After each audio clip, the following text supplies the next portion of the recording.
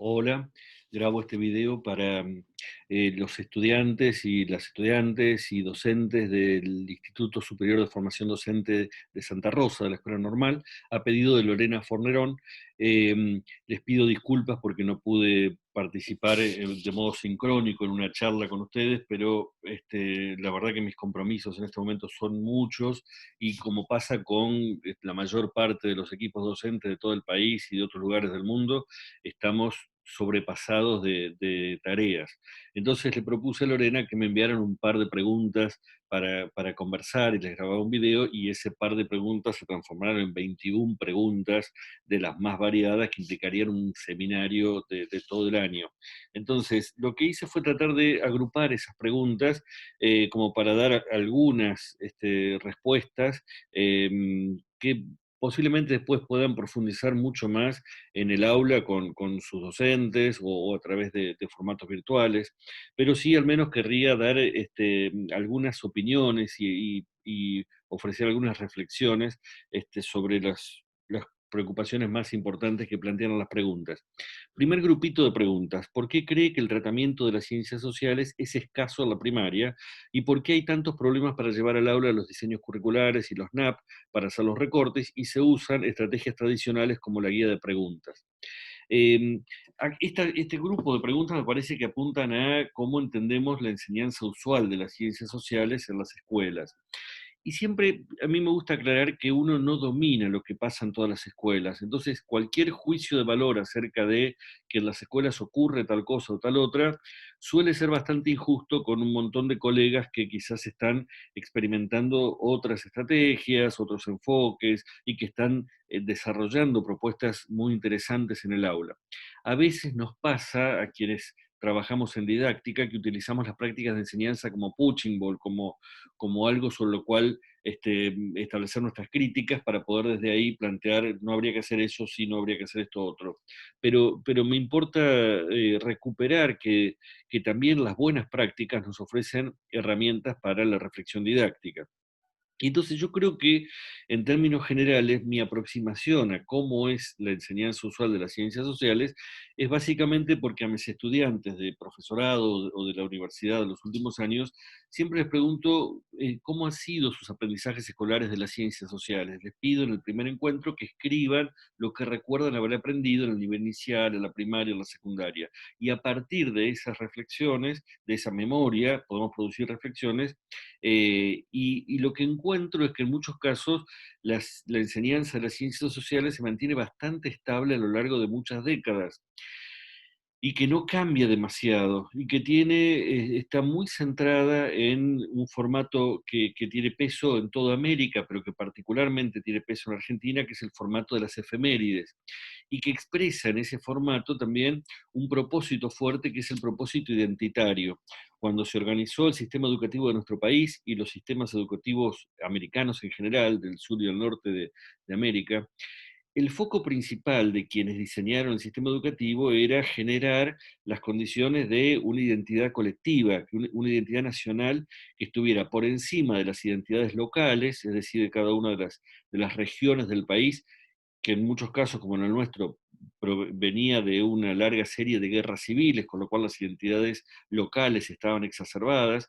Piensen en los enfrentamientos entre riojanos, cordobeses, santafesinos, porteños, entrerrianos, y entonces a esas identidades regionales había que contraponerle una identidad nacional, y al mismo tiempo, en nuestro caso, tuvimos la llegada el fomento desde los estados provinciales y nacionales de la inmigración europea, con lo cual había una gran cantidad de chicos y chicas, hijos e hijas de familias que hablaban otras lenguas, que tenían otras tradiciones, otras costumbres morales y otras memorias históricas.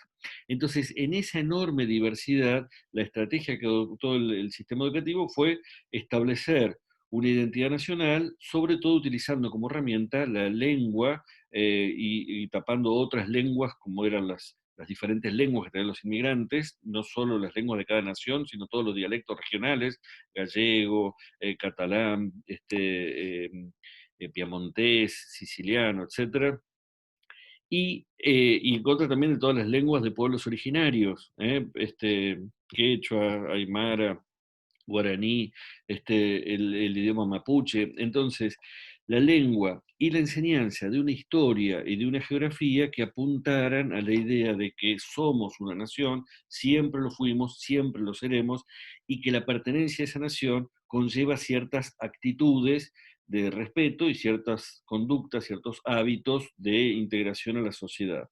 En buena medida, la enseñanza de la historia estuvo pensada con una finalidad moral, y con esa finalidad moral, un dispositivo preponderante de la enseñanza de la historia han sido las efemérides, un formato tomado de la tradición religiosa.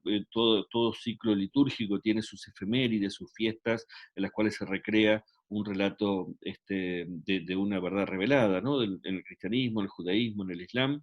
Eh, y también efemérides centradas en referentes morales, así como la Iglesia tiene un santo para cada necesidad, y entonces tenemos para las niñas bien Santa Rosa de Lima, para los negros San Martín de Porres, para los viajeros San Cristóbal, para los militares San Sebastián. También la historia escolar construyó un prócer para cada necesidad. Entonces, para las niñas bien, las damas mendocinas, para las no tan bien, las niñas de Ayohuma, para todos los chicos el tambor de Tacuarí, para los gauchos Güemes, para los negros el falucho, es decir, un montón de personajes que funcionaban como referentes morales que indicaban cómo debía comportarse uno dentro de la sociedad.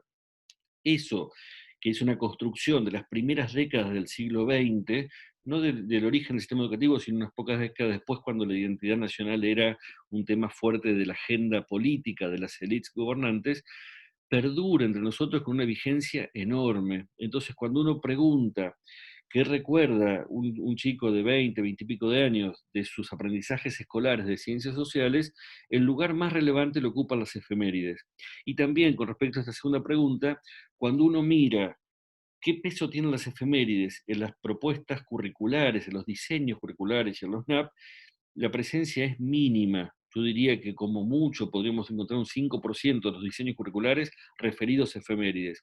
Pero cuando uno va al currículum real, a lo que ocurre en las escuelas, creo que el porcentaje es muchísimo mayor, particularmente en la escuela primaria y particularmente en el primer ciclo, porque también pareciera que en nuestra propia formación como alumnos y alumnas en las escuelas, hemos entendido que enseñar ciencias sociales es básicamente dar un mensaje moral a través de las efemérides.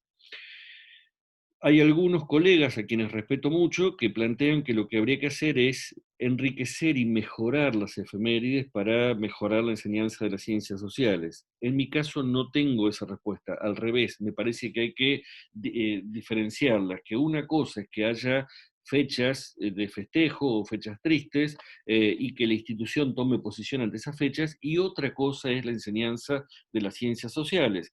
Y entonces, cuando llega el momento del festejo, bailarán una samba, comerán una empanada, un alfajorcito, o si es una fecha triste, habrá un discurso de la escuela acerca del 24 de marzo, el 2 de abril, pero eso que es un evento institucional no tiene que ir tironeando del currículum escolar de ciencias sociales, que tiene que ir de forma programada, siguiendo sus ritmos y de acuerdo a lo que es pertinente para cada tramo formativo de chicos y chicas. Digo esto porque lo que ocurre en muchos casos, y quizás muchos y muchas de ustedes recordarán esto, es que se supone que el diseño curricular tiene una lógica lineal ascendente, es decir, que cada año se van enseñando otras cosas, mientras que las efemérides tienen una lógica circular recurrente, es decir, que todos los años vemos los mismos contenidos.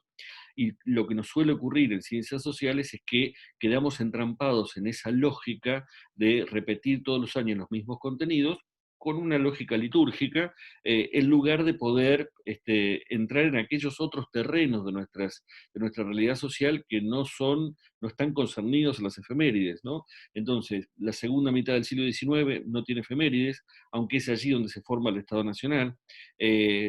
La primera mitad del siglo XX y la formación de los grandes movimientos políticos no tiene efemérides, entonces tampoco tenemos mucha relación. El foco de nuestras efemérides está puesto los primeros 10 años después de la Revolución de Mayo, o sea, si miran, muchas de las fechas caben entre 1810 y 1820, y en la memoria reciente, la dictadura, ¿no? Son como los dos momentos que abarcan menos de 2 décadas, y pareciera que lo central de nuestra historia está puesto ahí. ¿Qué es lo que sí me parece que deberíamos enseñar en ciencias sociales? Y acá me meto las preguntas que siguen. Por un lado me preguntan desde qué enfoque hay que enseñar ciencias sociales, cómo hacer para que las propuestas de ciencias sociales sean experiencias de aprendizaje, qué han de hacer y de saber los maestros críticos para enseñar ciencias sociales. Acá yo no voy a decir lo que debe hacer un docente, lo que digo es lo que planteo como propuesta, como enfoque dentro de la didáctica de las ciencias sociales, una didáctica que está bastante a la saga con respecto a otras didácticas. Se han desarrollado muchísimo investigaciones empíricas y conceptos muy consolidados en la didáctica de la matemática, de las prácticas del lenguaje, de las ciencias naturales, y atrás venimos remando en dulce de leche, tratando de construir una didáctica de las ciencias sociales muchas veces con un fundamento bastante más difícil, más dificultoso que en otros terrenos. Pero para mi modo de ver, una de las cuestiones centrales es pensar cuál es nuestro objeto de enseñanza y cuál es nuestro propósito formativo.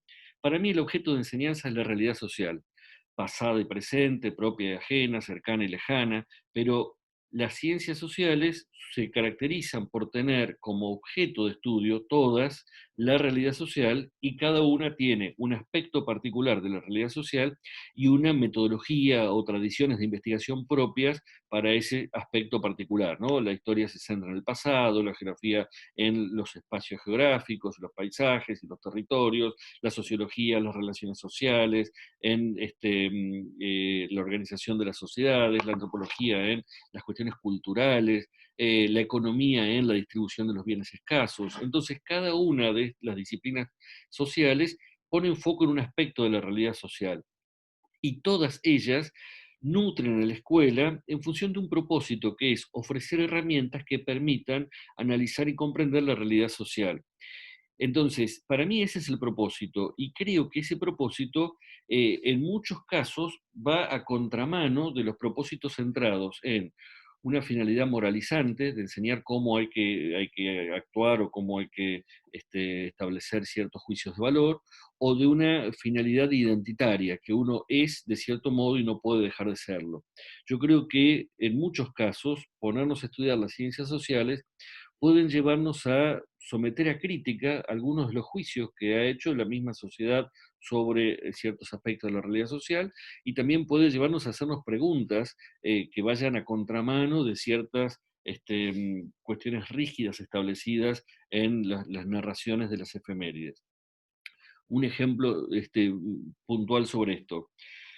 Cuando nosotros queremos enseñar sobre Malvinas, ¿qué queremos enseñar? ¿Que las Malvinas son argentinas o queremos hacer un estudio de las diferentes visiones de los actores concernidos en la problemática Malvinas?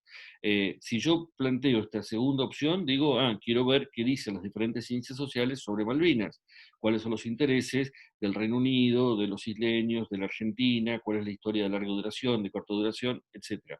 Ahora, desde el punto de vista identitario, muchos dirán, no, el objetivo es que todos los chicos crean que las Malvinas son argentinas.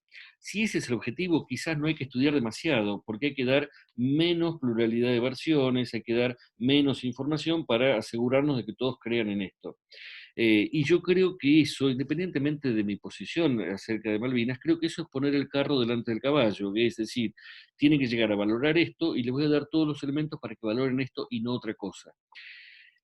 Si lo comparamos con la matemática, ¿qué es lo que a mí me interesa? Que chicos y chicas sepan que 2 más 2 es 4 o que puedan averiguar cuánto es 2 más 2. Parece lo mismo, pero no es lo mismo. Porque si yo quiero que sepan que 2 más 2 es 4, voy a poner carteles por todos lados, 2 más 2 es 4, no te olvides, voy a hacer cada tanto la fiesta del 4 diciendo no olvidemos que 2 más 2 siempre es 4. En cambio, si lo que quiero es que ellos puedan construir categorías que lo lleven a concluir cuánto es 2 más 2, entonces tengo que hacer un trabajo didáctico muy diferente, que es de construcción de hipótesis, de corroboración de esas hipótesis, de contraste de las diferentes formas de resolver un problema. Entonces creo que para mí el enfoque, lo que yo llamo un enfoque problematizador, es tener como foco la realidad social, plantearnos preguntas acerca de la realidad social y plantearnos también qué estrategias nos ofrecen las diferentes ciencias sociales para poder llevar adelante esa pregunta. Y a ese camino, que es de formulación de un problema, una pregunta, y de establecer algunos pasos que tenemos que dar para poder abordarla, lo llamo construcción de un recorte didáctico en las ciencias sociales. Eh, ¿Qué han de hacer y saber los maestros críticos para esto? Sobre todo tienen que reconstruir su vínculo con las ciencias sociales, porque lo que nos sale de adentro, y a mí también me ocurrió eso durante mucho tiempo como maestro al frente del grado, lo que nos sale de adentro son las efemérides. O sea, cuando yo quiero enseñar, tengo que enseñar las efemérides para que todos se sientan argentinos, para que valoren a nuestros próceres. Entonces, me parece que hay que hacer un trabajo de revisión de la propia experiencia y volver a enamorarnos de lo que las ciencias sociales nos ofrecen, que es un conjunto de herramientas que nos permiten preguntarnos acerca de aspectos significativos de la realidad social y plantearnos un recorrido que nos permita aproximarnos a la resolución de un problema. Un problema que tenemos en ciencias sociales es que en ciencias sociales 2 más 2 no suele ser 4. O sea, 2 más 2 a lo sumo está entre 3 y 5. Podemos saber que está muy lejos de ser 2 más 2, pero no tenemos la certeza de estos resultados que en matemáticas son estables. Pasan los siglos y 2 más 2 sigue siendo 4. Nosotros, cuando nos planteamos una pregunta acerca de por qué, por ejemplo, ¿por qué a principios del siglo XIX en un montón de ciudades de América empieza a gestarse movimientos que plantean el desprenderse del contrato colonial, del pacto colonial, y empiezan a desarrollarse procesos emancipatorios a través de guerras y la construcción de juntas gubernamentales provisorias? Cuando uno se plantea esa pregunta, no es fácil de responder. Y no es que la pregunta se resolvió hace 100 años y ahora simplemente la enseñamos. Nos pasa en ciencias sociales que cada pregunta que abordamos en el aula al mismo tiempo está siendo abordada y discutida en las ciencias sociales, cosa que no pasa con las ciencias naturales. Si nosotros trabajamos el circuito del agua, no es que en las ciencias naturales se preguntan qué pasa cuando el hielo se derrite o qué pasa cuando el agua se evapora. Eso ya está consolidado en las ciencias naturales. En ciencias sociales, cualquier contenido es problemático porque no tiene estabilidad en el campo disciplinar y no tiene una estabilidad consolidada e irrefutable, sino que puede ser sometido a revisión periódicamente. Un ejemplo de esto es la Revolución de Mayo. Nosotros volvemos a leer la Revolución, como les decía recién, y van apareciendo un montón de aspectos muy distintos en cada revisión. Entonces, por eso también es problemático construir una didáctica específica. Eh, ¿Cómo hacemos para que estas propuestas sean una experiencia de aprendizaje? Básicamente apelando a que lo que nos interesa es poder pensar juntos. Y entonces, si yo tengo como propósito que cada uno tenga una conclusión fija, y digo, yo quiero que ellos lleguen a este juicio de valor, que San Martín era bárbaro y que todos tenemos que ser como San Martín, no quiero que piensen demasiado, porque quizás si piensan demasiado se alejan un poco de esa conclusión predefinida. Ahora, si lo que quiero es ofrecer herramientas para comprender la realidad social, el trabajo del aula será invitar a pensar. Y eso es lo que me parece más potente del trabajo didáctico de las ciencias sociales. Voy al tercer grupo de preguntas. Acá son más puntuales y dicen, ¿qué estrategias se trabajan en ciencias sociales para abordar la diversidad? Ante las cuestiones de género, ¿qué lugar deben ocupar las efemérides en la enseñanza de las ciencias sociales? ¿Qué estrategias se utilizan para enseñarles a los chicos y a las chicas a aprender a utilizar los mapas? ¿De qué manera se ayuda a las familias para trabajar junto con los niños? ¿Cómo se reflexiona acerca del proceso histórico, sobre todo en primer ciclo? Bueno, son un montón de preguntas puntuales que ameritaría cada una un trabajo más en profundidad, pero algunas cuestiones quiero plantear. Primero, con respecto a la diversidad, uno de los desafíos es ampliar la perspectiva de nuestro currículum de ciencias sociales. Decía que tenemos todavía mucho apego a ese currículo centrado en la construcción de la identidad nacional. Mucho apego, y eso está expresado en las efemérides, pero incluso cuando nos salimos de las efemérides hay mucho apego a, bueno, pero no dejemos de recordar siempre que somos argentinos y que San Martín y que Belgrano. Cuando hablo de ampliar la perspectiva, digo, ¿qué aspectos nos llevan a ser la sociedad que somos, a volver a plantearnos periódicamente los mismos problemas, a no poder resolverlos? Y entonces cuando me planteo esa pregunta, digo, hay un montón de cosas que yo podría abordar, y la diversidad cabe ahí. Para las élites gobernantes de 100 años atrás, la diversidad era un defecto, era un problema y era un riesgo, porque precisamente un pueblo diverso era un pueblo que se puede disolver. Entonces ellos entendían que homogeneizar a la población era la mejor estrategia para construir una sociedad. Y todas las prácticas escolares estuvieron al amparo de esa idea de que hay que homogeneizar.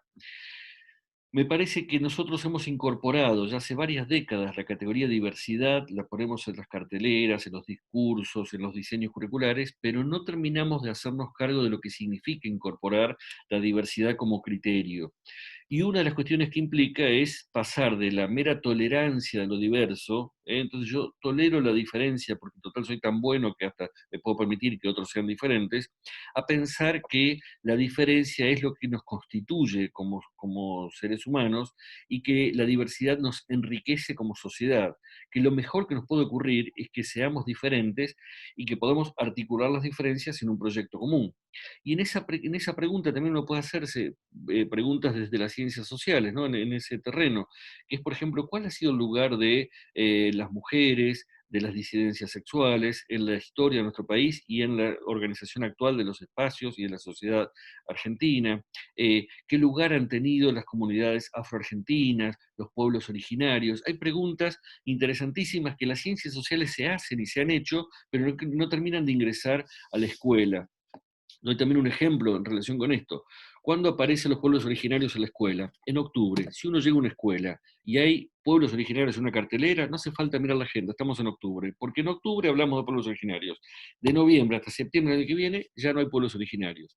¿No tendríamos que pensar los pueblos originarios también cuando estudiamos la sociedad actual, cuando estudiamos los circuitos productivos, cuando estudiamos la historia? Decimos, ¿qué papel tuvieron los pueblos originarios frente a la Revolución de Mayo, las invasiones inglesas, en las guerras entre unitarios y federales? Cuando uno se hace esa pregunta, empieza a decir, entonces la diversidad tiene cabida en todos los aspectos, en todos los contenidos, y no solo que le dejamos como un apósito, un agregado, que hay un día que dedicamos a la diversidad. Me parece que eso más potente, les recomiendo un libro ya clásico que se llama Nuestros paisanos los indios, de Carlos Martínez Arazola, que hace un estudio de toda la historia argentina desde el punto de vista indígena. Me parece muy interesante. Y también ahí saliendo de cuestiones morales, porque en general, ¿por qué están en octubre los pueblos originarios en las carteleras? Porque son buenos. Era gente buena, que está bailando y tejiendo, y resulta que vinieron los conquistadores, que eran gente mala, muy mala, y atacaron y rompieron todo. Y ahí sigue habiendo un sesgo moral, que decimos, bueno, ¿quiénes serán los buenos, quiénes serán los malos y por qué tenemos que volver a denunciar lo que pasó? Obviamente que tengo muchísimas cuestiones para decir de la conquista, pero me parece que los pueblos originarios tienen también el derecho de ser mala gente. Es decir, no todos eran buena gente, no tenemos por qué meterle un sesgo moral de antemano. Estudiemos quiénes eran, cuáles eran las disputas entre ellos, quiénes son, cuáles son las disputas actuales entre ellos.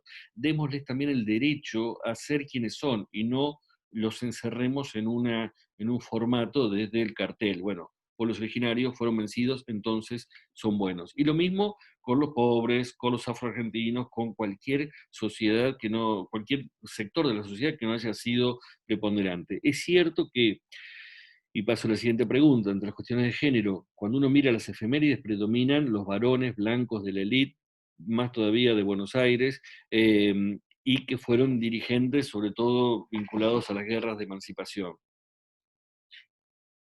Ahora hay algunos colegas que plantean, deberíamos enriquecer las efemérides y entonces hablemos también de Juana Zurduy, hablemos de, y van pensando en cómo agregamos mujeres a las efemérides que tenemos. A mí me parece que es una vía muerta, que tenemos que pensar las efemérides desde otro punto de vista. Y además también nos va a pasar que las luchas de género en Argentina no nos van a caber dentro de las efemérides que tenemos ni en otras, ¿no? O sea, ¿en qué efeméride nos cabe Julieta Lanteri? ¿En qué efeméride nos cabe Alicia Moró, Sara Justo, las hermanas Cherkov? A mí me parece que tenemos que pensar el currículum incluyendo una perspectiva de género, pero no constriñéndola en el enfoque de las efemérides, ¿eh? Y también incluyendo no solo aquellas que eran batallas políticas, sino también batallas culturales, ¿no? Trinidad Guevara, Juana Manuela Gorriti, Alfonsín Storni, porque también a veces parte de lo que nos ocurre como efecto de las efemérides es que pareciera que ciencias sociales es estudiar los gobiernos y los procesos políticos institucionales. Cuando planteo que el objetivo es tener como objeto de estudio la realidad social, también me refiero a procesos culturales, económicos y de las relaciones de la vida privada, de la vida íntima. Me preguntan sobre los mapas. Acá yo reivindico un texto ya viejito que se llama Didáctica de la Geografía de la Escuela Primaria, de John Bale. Es un libro que en muchos aspectos ha quedado un poco viejo, sobre todo lo que reseña de investigaciones psicológicas, de la psicología evolutiva de aquellos años, pero sí tiene algunas propuestas interesantes acerca de las destrezas cartográficas y qué cosas están dentro de un plano y cómo trabajar planos representando el mismo espacio de diferentes maneras para poder ver cómo construimos, cómo pasamos del paisaje al mapa o al esquema, a un croquis y de ahí un mapa. Ese me parece es muy buen material. Y también me parece que es muy bueno que chicos y chicas desde las edades más tempranas tengan en la sala del jardín y en el aula de primaria un globo terráqueo y mapas de la Argentina, mapamundis y planos de la localidad. Alguno me puede decir, bueno, pero a los 3 años no entienden un globo terráqueo, no entienden un mapa, seguro, no lo entienden. Pero lo mismo nos pasa con los libros. ¿Por qué ponemos libros en la salita de 3? ¿Porque ya sabe leer? No, porque ponemos ahí un bien cultural, que es el libro, que les permite formularse hipótesis acerca de ese material. Que empiezan a decir, ¿por qué la maestra cada vez que lo abre de este lado y va para aquel lado? ¿Qué serán estas cosas que están escritas acá? Entonces, poner un globo terráqueo en el aula desde temprana edad implica que chicos y chicas se formulen un montón de hipótesis acerca de cómo funciona ese objeto. Y además es recontra atractivo. Hace muchos años trabajé un tiempo como bibliotecario en una escuela y me acuerdo que en los recreos había chicos que venían a ver el globo terráqueo o a ver Atlas y Mapamundis porque les parecía que era fascinante, y es fascinante. Hay un montón de historias interesantísimas metidas ahí dentro de esa construcción que es el mapa. Entonces, para mí lo ideal es que eso esté desde muy temprana edad disponible en las salas. ¿Por qué no están? Básicamente porque son carísimos, pero si es posible y si están disponibles, me parece que es muy bueno que estén. Con respecto a cómo ayudar a las familias para trabajar junto con los niños y las niñas, no sé si esta pregunta apunta a la pandemia. Yo puse las 11 preguntas que siguen son sobre la pandemia.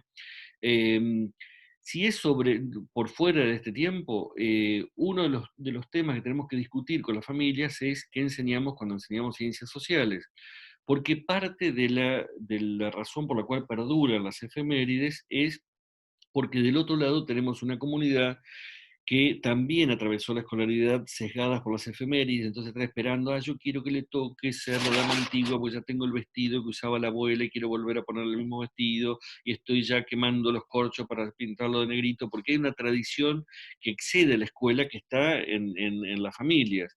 Y entonces muchas veces cuando intentamos dar un enfoque de enseñanza diferente, nos encontramos con familias que nos dicen, pero ¿por qué no hacen el troquelado de la casita de Tucumán? Y además mi sobrina lo hizo en otra escuela y entonces yo sé que también lo pueden hacer acá. Entonces, necesitamos discutir con los grupos familiares el sentido de las ciencias sociales. ¿Es posible esto? Yo creo que es posible, que no es nada sencillo, pero es posible, y nos pasó, por lo menos registro, haber tenido discusiones semejantes en otros dos contenidos. Cuando empecé a trabajar de maestro en los años 80, se imponía como enfoque de enseñanza de la lectoescritura el enfoque psicogenético, cuando buena parte de las familias que llevaban a sus hijos e hijas a la escuela habían aprendido con palabra generadora o con el método global, que eran los métodos anteriores. Eso generó un descalabro enorme entre docentes y familias y dentro de los equipos docentes, pero se dio un debate cultural importante que fue poder explicarles a las familias qué ventajas tenía ese enfoque y qué tipo de acompañamiento requería por parte de las familias, que implicaba otro tipo de acompañamiento muy diferente del anterior. Imagínense en ese momento las madres y padres que habíamos aprendido con la letra cursiva y repitiendo mi mamá me mima, que de golpe nos decían, no, son todas las letras a la vez, y letras de imprenta mayúscula, y tienen que preguntarle a los chicos y a las chicas, repreguntarles cuando ellos les preguntan. Entonces había mucho para conversar con las familias y se logró. Un tiempo después, avanzado los 90 y hacia el año 2000, me acuerdo también el impacto fuerte que fueron algunos cambios en la enseñanza de la matemática. Yo había sido maestro de tercer grado durante varios años, pero cuando mi hija mayor llegó a tercer grado, no entendía cómo le enseñaban matemática.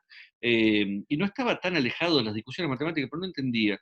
En una reunión de familias, la maestra nos explicó, nos hizo hacer ejercicio, y dije, ah, claro, ahora entiendo cómo viene la mano. Por suerte, además, podía consultar a Claudia Broilman, a Patricia Sadowski, como para ver si estaban haciendo lo que... Y efectivamente ellas estaban imponiendo en el currículum de matemática modos de enseñar a multiplicar y a dividir que no eran como habíamos aprendido los adultos. Entonces, si esos debates fueron posibles en práctica del lenguaje y en matemática, creo que también serán posibles cuando tengamos un grado de consenso en la didáctica de las ciencias sociales que nos permita decir, pongamos foco en estos lugares y dejemos de ponerlos en estos otros lugares y demos esa disputa cultural que implica invitar a las familias a participar de otro modo. Mientras tanto, la verdad no va a ser sencillo. Y me preguntan cómo se reflexiona acerca del proceso histórico en primer ciclo. Creo yo que no conviene pensar el proceso histórico en primer ciclo. Yo decía que hay diferentes ciencias sociales y a mi modo de ver, en los contenidos más relevantes del primer ciclo, las disciplinas sociales que más nos pueden aportar son antropología, sociología y economía. Mientras que el enfoque del segundo ciclo está fuertemente orientado desde historia y geografía, sin dejar de tener presencia las otras ciencias sociales. Pero cuando nosotros planteamos, por ejemplo, en los NAP o en varios diseños curriculares, se plantea una sociedad del pasado lejano, remoto, una sociedad del pasado cercano, o salir a analizar, bueno, cómo es el cuáles son las instituciones que satisfacen alguna necesidad de la vida social. Esas son preguntas que no tienen un correlato histórico o geográfico, pero muchas veces, por nuestra propia trayectoria escolar, decimos, ah, tenemos que verlos desde historia y geografía. Yo digo, cuando tenemos una sociedad del pasado remoto, lo que queremos hacer es ubicarnos en un lugar del pasado remoto, por ejemplo, 500 años atrás, y reconstruir un modo de vida. ¿Cómo era la satisfacción de necesidades básicas en ese momento? ¿Cómo eran las viviendas, la vestimenta, la alimentación, las relaciones sociales, las relaciones de poder en ese momento? Ese tipo de trabajo es un trabajo antropológico, ¿no? No es un trabajo que hace la historia centrada en los procesos históricos. No me interesa ver cómo se construyó el imperio incaico, me interesa ver cómo vivía un pueblo durante cierto momento del periodo incaico. Esa reconstrucción puntual de un momento nos saca del proceso, pero da enormes oportunidades de formación a chicos y chicas del primer ciclo. O lo mismo cuando vemos los años 60 o los años 80, un recorte del pasado cercano, con una mirada sociológica interesante acerca de, bueno, por qué la gente vivía de esta manera, qué conflictos se daban, cómo se establecen las disputas en las relaciones entre géneros y entre generaciones en los años 60. Son temas interesantísimos, pero no le demos el carácter de proceso histórico, porque eso enturbia un poco la mirada demasiado temprano. Necesitamos construir eso sobre todo en segundo ciclo, me parece. Y digo también la economía porque me parece relevante en primer ciclo estudiar, por ejemplo, qué es un comercio en primer grado, cómo funciona el comercio, ¿no? O sea, con qué lógica alguien compra mercadería, la distribuye de cierta manera, le establece un precio, cómo se organiza el trabajo en torno a un comercio, qué es una industria, cómo se organiza una industria, qué saberes hay que llevar a cabo para poder desarrollar un proceso productivo y esa transformación de la materia prima en el producto elaborado, o cómo es un circuito productivo. Y estos son contenidos fuertemente de la economía. Y uno puede decir, ¿pero podemos hablar de economía en primer ciclo? Sí, en primer ciclo un chico puede, porque además tienen muchas más interacciones con el mundo económico que con el mundo político institucional. Digamos, quizás les quedan muy lejos las leyes y las discusiones políticas, pero cotidianamente interactúan como consumidores en relación con el comercio y pueden pensar, bueno, ¿qué hay detrás de esto? ¿Por qué la persona que me atiende en el supermercado organiza las cosas de esta manera? ¿Y por qué a la hora de salir a comprar alguien decide entre comprar en el supermercado o en el almacén? ¿Qué diferencias tiene un modo de venta de otro modo de venta? Entonces, a través de visitas, entrevistas y lecturas, los chicos pueden ir construyendo nociones como precio, ganancia, competencia, cliente, que son, fíjense qué importante poder entender cómo funciona un comercio en primer grado para poder plantearnos cuáles eran los intereses de los comerciantes en 1810 frente a la Revolución de Mayo, o cómo funciona una industria en segundo grado para poder pensar después en quinto, que fue la revolución industrial. Entonces, me parece que ahí hay elementos como para pensar la propuesta de primer ciclo. Después hay una larga serie de preguntas que apuntan a la pandemia, las leo brevemente. ¿Sabe cómo se llevó a cabo la enseñanza de las ciencias sociales durante la pandemia? En contexto de pandemia, ¿qué dificultades han tenido los docentes de ciencias sociales para guiar el aprendizaje de los niños? ¿Qué estrategia de enseñanza podría recomendarnos para abordar la realidad social? ¿Cuáles serían los mejores recursos para motivar a los niños en el aprendizaje? En este contexto de pandemia, ¿qué competencias han de dominar los maestros para enseñar ciencias sociales? ¿Los docentes han podido capacitarse para poder enseñar específicamente ciencias sociales en este contexto de virtualidad? ¿Cómo encarar una enseñanza que aproxime a los alumnos a los temas de estudio en este contexto? ¿Qué es lo que la escuela prioriza abordar, enseñar en el área de las ciencias sociales en este contexto? Pensando en la virtualidad y en los diferentes contextos de los estudiantes, ¿qué contenidos pueden facilitar el acompañamiento de lo que está sucediendo en el mundo desde las ciencias sociales? ¿Qué tipo de propuestas se pueden abordar en este tiempo para promover en los hogares los saberes seleccionados para la enseñanza de las ciencias sociales? ¿Cómo abordar las efemérides desde la virtualidad? En este contexto en el cual estamos atravesando tantos docentes como alumnos, ¿es preciso enseñar las efemérides o sería más productivo abordar temáticas en relación a esta problemática? Desde la virtualidad, ¿cómo se fomenta la educación intercultural respetuosa de la diversidad cultural? Bueno, las leo todas juntas, fíjense que son muchas, o sea, la mitad de las preguntas estaban centradas en la pandemia y mi respuesta es no sé. Básicamente, no les podría decir qué ha ocurrido con la enseñanza de las ciencias sociales durante la pandemia porque no tengo elementos para saberlo. Sí tengo algunos testimonios puntuales, pero me parecería que es muy osado decir esto es lo que está pasando. Digo esto para poder anticipar, porque estoy viendo, estamos en el reino de la opinión, mucha gente opina de lo que venga y pueden prender la televisión a cierta hora y van a encontrar en todos los canales gente que opina y opina acaloradamente, apasionadamente, sin tener la menor noción de lo que está diciendo, pero con una convicción que uno termina pensando, y debe ser, si lo dice tan convencido, debe ser que ocurre eso. Y entonces la sospecha aparece cuando uno opina un día sobre lo que está haciendo en las escuelas, otro día opina sobre economía, otro día sobre cómo organizar recitales de rock, otro día sobre las cuestiones sanitarias. Uno dice, pero qué capacidad de opinar que tiene esta gente. Claro, es que opinan de lo que venga. Y yo no querría opinar sin tener alguna idea de lo que está pasando. Tengo testimonios aislados, sueltos, y creo que en términos generales lo que nos está pasando durante la pandemia es que, en primer lugar, los equipos docentes no teníamos preparación para esto.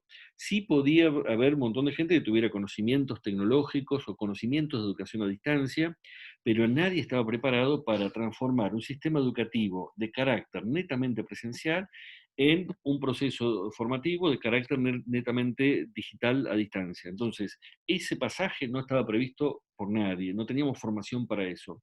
En ese contexto, me parece que ha habido una respuesta casi heroica de los y las colegas que se pusieron la escuela al hombro. Y lo que estamos haciendo a lo largo de este año es hacerle el aguante a la escuela, tratando de garantizar la continuidad pedagógica, la continuidad de los vínculos con nuestros grupos y la continuidad de los aprendizajes.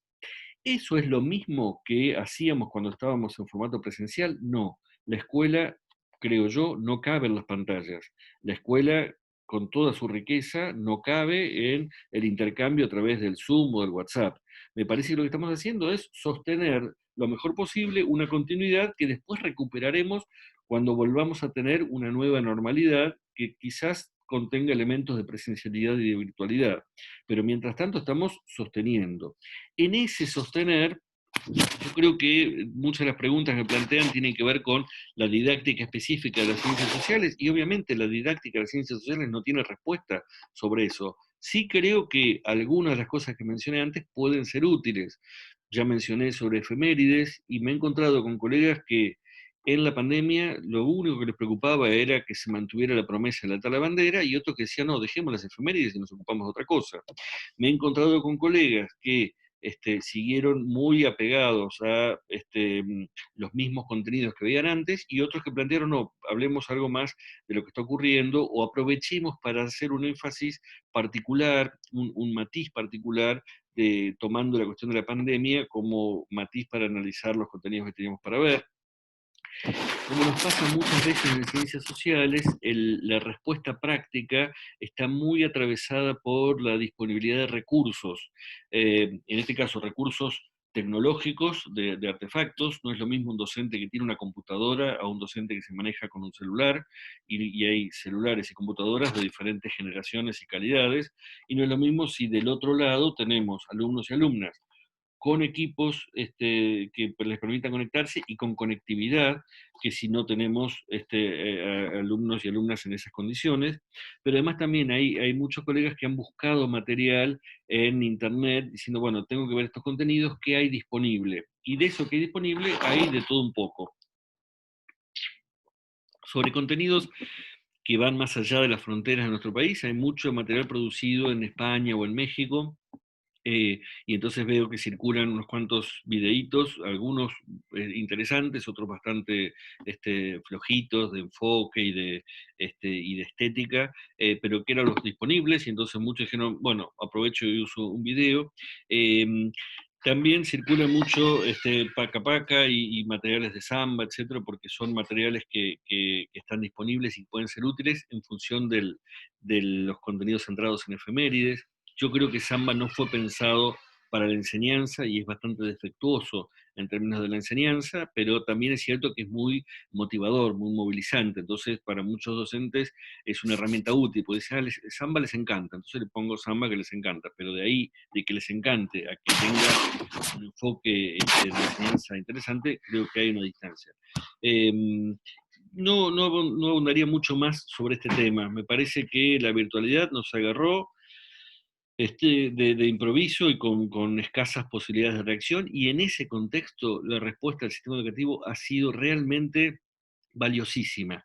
Pero se da también la paradoja de que la respuesta que implica un esfuerzo enorme de los equipos docentes de todas las instituciones, tiene el desprecio, el menosprecio y hasta la ignorancia del conjunto de la sociedad. Entonces, yo diría, aprovechemos en este tiempo para fortalecer los vínculos dentro de los equipos docentes, reconocernos estos esfuerzos que estamos haciendo, reconocernos también la incertidumbre que nos genera a veces el vínculo con una sociedad que no entiende, no acompaña o no apoya en muchos aspectos, y creo también que es un momento para pensar qué tipo de escuela queremos cuando volvamos a alguna nueva normalidad. Y en esa nueva escuela las ciencias sociales ocuparán un lugar. Creo también que este ejercicio de priorizar algunos contenidos sobre otros nos muestra que tenemos currículos que pueden ser discutidos y discutibles, y entonces tenemos también oportunidades para pensar juntos. Bienvenidos y bienvenidas a la docencia, quienes se están formando para ella. Es una profesión hermosa. Les pido nuevamente disculpas por no poder acompañarlos de manera sincrónica, y espero que estas reflexiones sirvan como para mantener mantener abierto el diálogo y la expectativa de que algún día pueda volver a visitarlos y visitarlas allá en Santa Rosa. Muchas gracias.